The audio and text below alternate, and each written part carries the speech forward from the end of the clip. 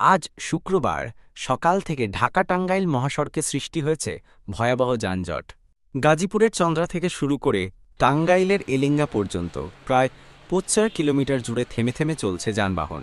ঈদুল আজহার ছুটিকে কেন্দ্র করে ঘরমুখো মানুষের চাপ বেড়ে যাওয়ায় এই অবস্থা দেখা দিয়েছে।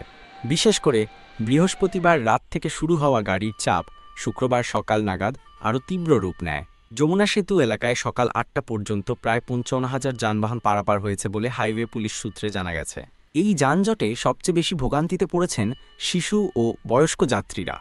অনেক যাত্রী ঘণ্টার পর ঘণ্টা দাঁড়িয়ে থেকে তাদের গন্তব্যে পৌঁছানোর চেষ্টা করছেন। এছাড়া সড়কে বিকল হয়ে পড়া কিছু যানবাহন এবং অতিরিক্ত ভাড়ার অভিযোগও পাওয়া গেছে। প্রশাসনের পক্ষ থেকে হাইওয়ে পুলিশ, ট্রাফিক বিভাগ এবং স্বেচ্ছাসেবকরা চলাচল স্বাভাবিক করতে কাজ করে যাচ্ছেন।